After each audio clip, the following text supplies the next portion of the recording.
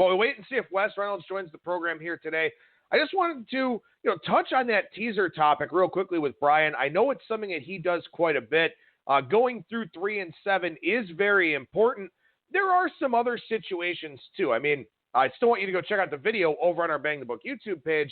But I mentioned yesterday Carolina, 6.5 point favorite, 6 point teaser takes that game down to essentially a pick 'em. It is a division game. Division dogs tend to do well early on in the season. But again, you got a total of 49.5 here. So you would hope that Carolina can still win the game. Maybe they just don't create as much margin. And of course, too, everyone always has this fear, and I don't know how to rationalize it because I don't know how often these backdoor covers come into play. But there's always that concern in the fourth quarter. Carolina's up 11 or 13 or something like that, and they kind of take their foot off the gas a little bit. Tampa Bay scores that garbage time touchdown.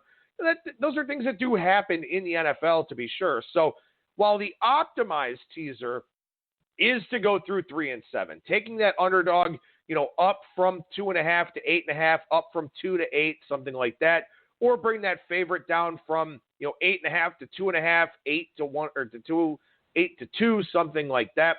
There are a lot of opportunities to utilize teasers out there as well, and it's one of the things that works really well in the NFL. I don't recommend teasers in college football. I don't recommend teasers in the NBA or college basketball. I think the NFL is the only sport that sets up really well for a lot of these teaser opportunities. I know some people like to do the 4, 5, or 6 team 10-point teasers. There are a lot of different ways to do it. Again, the most optimal way is to get through 3 and 7. Any way that you can get through 3 and 7. It's the way that you want to look for the most optimized teaser, but you can still do some different teaser options, like teasing a 6-point favorite down to a pick 'em, something like that. Because again, there are key numbers there in the 3, 4, and 6 range that at least you're getting off of one or going through those. So again, it's not the most plus EV decision unless you're getting 3 and 7 in the mold, but still, there are some opportunities for you out there.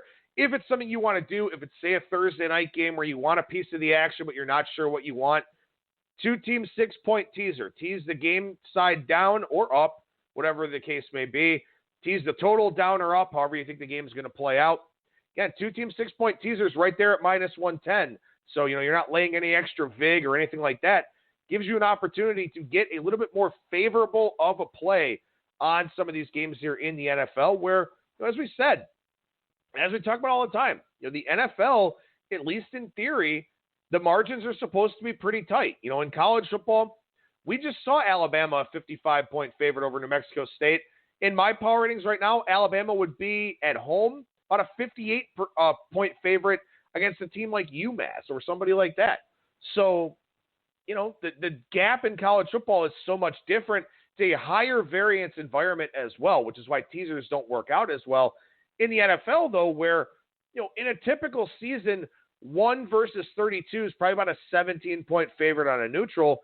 Well, this year you've got New England against Miami, probably more like a 24-point favorite, or a 23-point favorite on a neutral field against a team like Miami. So, things may be a little bit different here in the NFL for this year, but still, in a lot of respects, teasers do make a lot of sense in the NFL, and this is one of those cards with a lot of 2.5s, with some 8.5s, stuff like that. This is a card that does set up pretty well in a lot of different ways here for some teaser activity in the National Football League. I want to mention a few things here on the college football side. Like I said, I've got some of these games that are moving towards my numbers. Some of my numbers are pretty far off on some of these games here this week. One thing I did take a look at here as we were doing the show, a juiced 7 on Central Florida taking on Stanford. Stanford has some cluster injuries at this point in time. And news can be tougher to come by in the college football ranks, as we all know. But when you get big programs and you get, these NFL draft types of players like a Walker Little for Stanford, all of a sudden you start to get a little bit more attention paid to that position group. Stanford has multiple injuries on the offensive line here now, taking on a very aggressive Central Florida defense. And I get it. You've got a group of 5 team, a touchdown or more favorite against a Power 5 conference team.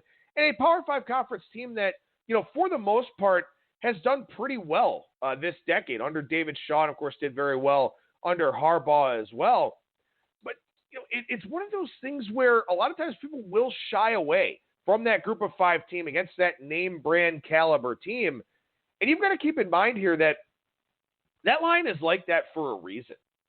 And for Central Florida here, all the talk of how they should have been in the national championship game going undefeated and this and that, they're getting a Power 5 team traveling cross-country to Orlando. That's a big spot for them. And for Stanford, you already have these cluster injuries. You're not a college football playoff contender. You already have that loss to USC. You're more focused on the Pac-12. So, again, situational elements, you never want them to be complete justification for a play, but you can factor them into the equation, especially if it's a side that you already like. Like I like Central Florida here. Ruff Michaels on yesterday's show mentioned liking Central Florida. These situational elements that are out there, these conference game sandwiches, or, maybe you're playing a road game somewhere you normally wouldn't go. An interesting one I mentioned yesterday on the show, Duke and Middle Tennessee State. Middle Tennessee State has that, yearly or biannually, whatever it is, rivalry with Vanderbilt. The last Power 5 team to go to Murfreesboro 8 years ago when Georgia Tech was there. You're getting Duke in town. For Middle Tennessee, that's a big spot for these kids. Yeah, they're used to playing their conference games and all this type of thing, but when you get a Power 5 team to come to town, that's a pretty big spot here. So look for these opportunities where, maybe some of these teams do come in a little bit more focused. Maybe these teams do plan a little bit better. In a USC BYU situation, USC can't overlook this game because they've gotten off to a little bit of a slow start here this season. Got off to a very slow start in that first game against Fresno. Did play much better against Stanford. They're going to a unique environment. They're going to Provo. They're not used to playing there. They're used to the altitude because they play in Utah every other year. But maybe that would have been a game as you were looking at the schedule coming into the season saying, maybe this is a flat spot for USC. But because of how things transpired here so far for them in the first 2 weeks, because of the quarterback change, because of how the seat is burning the ass of Clay Helton, they can't overlook a game like that. So you circle these situational spots. You have these considerations in college football, but the situation may change based on what we saw the previous week or what we've seen in the previous weeks. So, again, all of this is part of the handicapping process. And part of the betting process, as we've talked about before, is getting in the market at the right number. Being able to see, when a line may move, when a line may not be available, trying to get out there and get the best number that you possibly can. So there are a lot of these considerations in college football, and there are situational spots in the NFL too. A lot of times those are kind of plugged into the line a little bit more than they would be in college football, simply because, as I said, college football just so much higher variance of a market, and maybe a little bit less schedule analysis goes on with those that are setting the numbers. You got to think about it this way too. I had a listener question. It was actually maybe last Friday regarding some situational spots and what they're worth. And you can't quantify them. In a tangible sense, they're there. You can make your inferences, you can guess, you can read press clippings, you can read what the coaches are saying about these games. The coaches are always going to say the right things. Gus Malzahn accepted, who, took a shot across the bow of Nick Saban talking about this week's game against Kent State. But these coaches, they say the right things. They tell their players the right things. Will the players follow through? We don't know. A situational spot works out when it works out. And when it doesn't work out, everyone says, oh, well, that team was just better. Yes, that's true. There are some considerations in college football that are much stronger in some of the other leagues, because what happens is the odds makers are going to put out their power rating numbers. They're going to put what their number is on the game. Maybe they shade it a little bit based on their clientele, based on the betting patterns that they've seen from some of their sharper bettors early on in the season. But what they're going to do is they're going to let the betting market decide how much these spots are worth. what do they mean in the context of that game? So, for example, here, like I said already, UTSA has never played against an option offense. They've never played a service academy. They've never played an option team, not on Frank Wilson's tenure, and not since they joined the FBS. I'm sure they saw one in the FCS ranks because a lot of teams do some different gimmicky offenses and that kind of thing. What is that worth in this spot? Well, Army went from a 16-point favorite to a 17-point favorite in that game. My line on that Army and UTSA game is 15.5. And that's with the fact that I don't think UTSA is a very good team. And obviously, as we saw from Army in week 2, they're still quite a solid, very formidable team in FBS. So what does it mean that UTSA has never seen an option team? Right now, looks like very little. And there probably are some people that are hesitant to bet Army coming off of that game against Michigan. I understand that. But also service academies, it's harder for them to fall victim to these situational spots because they're so disciplined. You know, they're going to put the same amount of prep into most every game that they play. It's not like they have, Air Force on deck or Navy on deck or anything like that. I believe Army actually plays Morgan State next week. So not a look-ahead situation at all whatsoever. But what does it mean that UTSA hasn't played an option? How much prep are they putting into it? Minnesota, same thing. Against Georgia Southern, are they putting a lot of prep into the option, or are they worried about that Purdue game coming up here in a couple weeks' time? A lot of times coaches will try to prepare for both. They'll say, hey, we need to be gap responsible against this Georgia Southern option, but here's what Purdue is doing. Because you would think, hopefully Elijah Sindelar back for that game and back at 100% for that game for Purdue, so Minnesota certainly has that to worry about. Those are probably the more important situational elements. Prepping for scheme. Travel situations do matter. Do they matter early on in the season here like we are? I don't know. That could be the case for some of these teams, especially the ones that may be going a long way from home, playing in altitude, something like that. But these kids aren't tired yet. You get later on in the season, you got back-to-back conference road games off of a double overtime game. That's a little bit different of a situation. That's a little bit more difficult for that team to bounce back from. So, again, this is the thing. I don't know if people go into this business realizing how much actually goes into the handicap of a game. There are so many additional considerations. It's not just player X versus player Y. It's not just the quarterback against that defense. It's looking for and digging for cluster injury information. It's looking at the spots that are involved. It's looking at what's happened out there in the marketplace already. It's looking at, can that coach maximize talent? We look at North Carolina, for example. North Carolina, a lot of talent for Larry Fedora, tons of talent. Jay Bateman should probably maximize that talent. Phil Longo seems to be doing a fantastic job with Sam Howell. And that's a game that's going to get a lot of run on Thursday night here, North Carolina and Wake Forest. Some people say that game should be a pick'em. My line's -1. North Carolina, same personnel, same high recruiting ratings, but a different set of coordinators trying to maximize the talent on that team. This is all part of the handicapping process. These are all things. Look, when it comes to handicapping, I think information is everything. I think you have to do your research, whether you do it in the summer, you do it during the game week. You have to have a good frame of reference on as much of this stuff as you possibly can. And that's what's most time-consuming about this business, is finding all of the intel that you need to make the most informed wager possible. And even then, you're going to lose that bet 46, 45, maybe even higher % of the time. But you do all that research and you try to figure out what matters the most to you, what means the most in those particular games. And you've got to do that level of research. And all of it has to come together for you to make a play.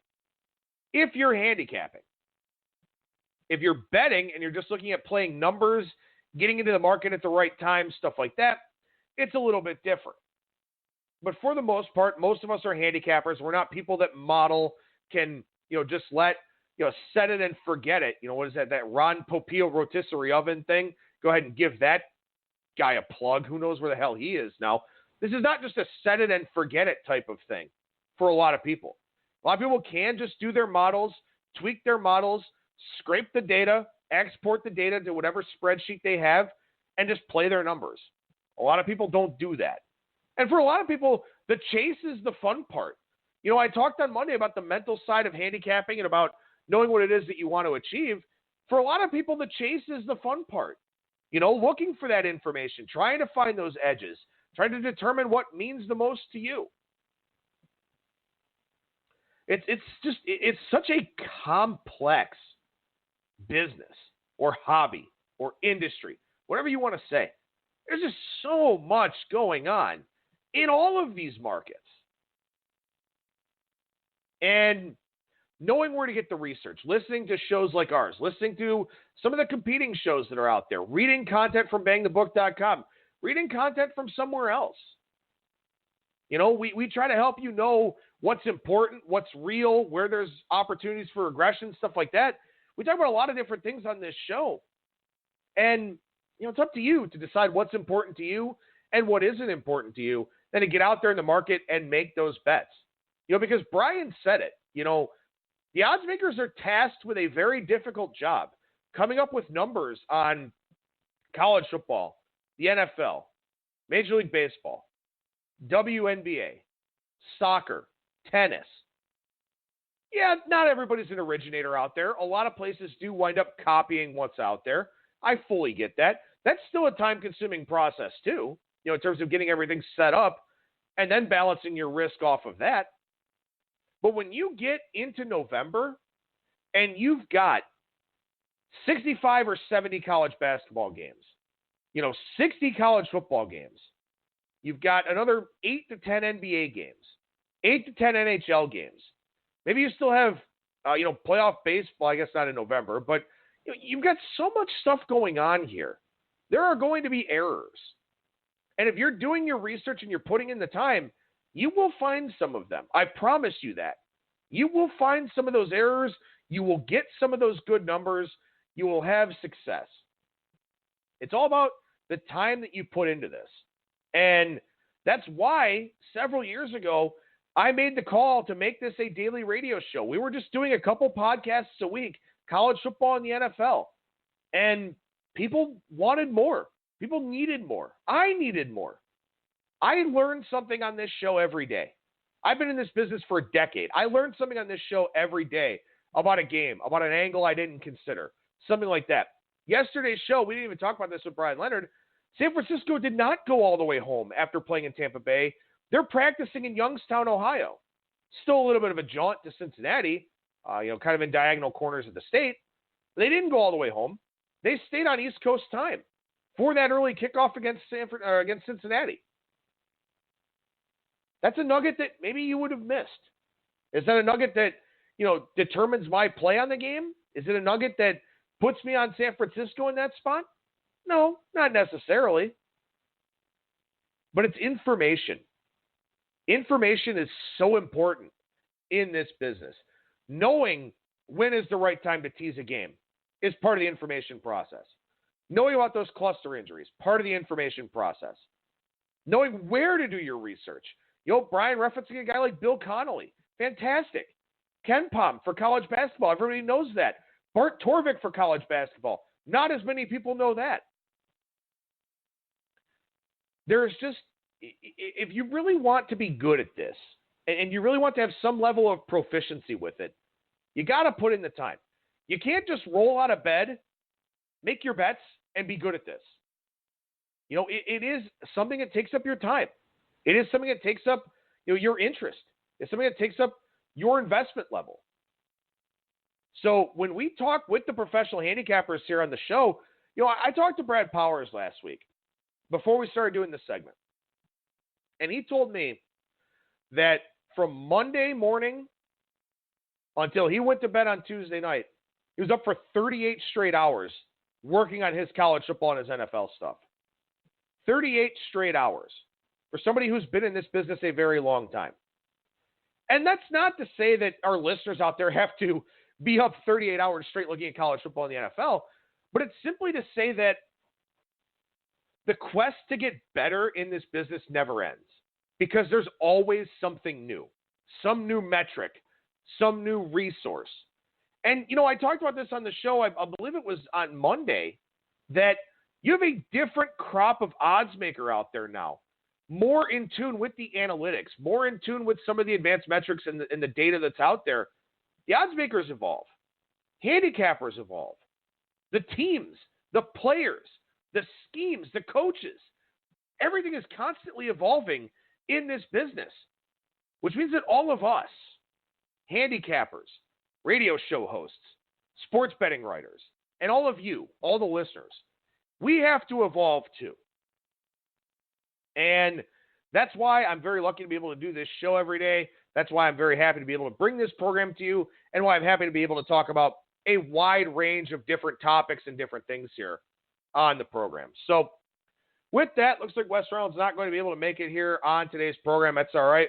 We'll go ahead and get him back on the show once again next week. You can head over to his Twitter timeline at Wes Reynolds, the number 1, see his picks for the Greenbrier, and also see his thoughts for this week in college football and the NFL. I'll try to find a way to work in Cowboys, Redskins, and Seahawks and Steelers either on tomorrow's show or during the Super Contest segment on Friday.